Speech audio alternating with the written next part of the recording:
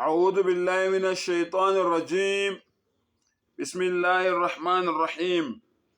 خالدين فيها لا يخفف عنهم العذاب ولا هم ينظرون.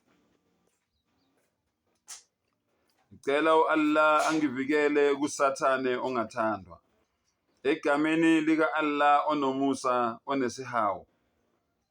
Allah kuleli verse ukhuluma ngabantu abangakholwa. Umuntu elifikile kuye iqiniso walazi kodwa waphambana neqiniso elazi, waliphika iqiniso elazi waze wafa loyo muntu loyo engakholwa. Allah uthi isijeziso sakhe nesezingilosi nesabantu bonke siphezu kwaloyo muntu loyo. Yena Allah uthi mangabe befika esihogweni labo bantu labo khalidina fiha, Allahu akbar, bayohlala lapho kuleso sihogo leso ingunaphakade.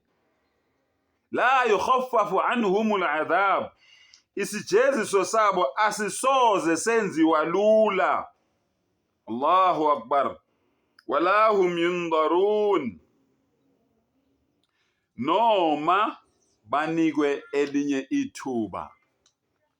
Kuthiwa abantu esihogweni bazothi mangabe beqala bekhala bethi bacela ibreak,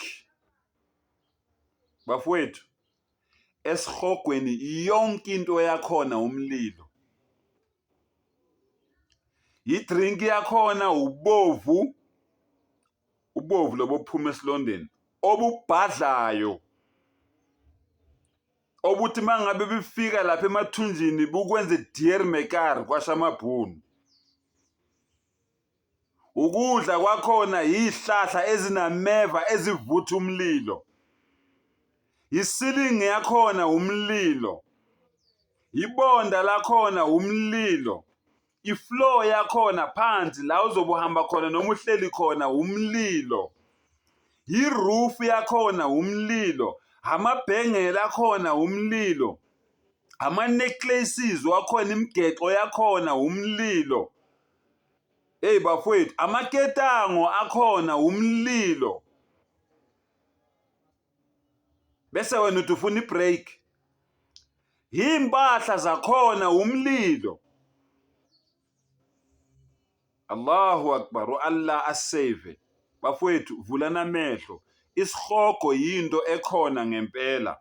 Uma ngabe ungangikholwa, linda kufika isikhathi sokufa uzobona ukuthi sikhona ngempela noma sikho.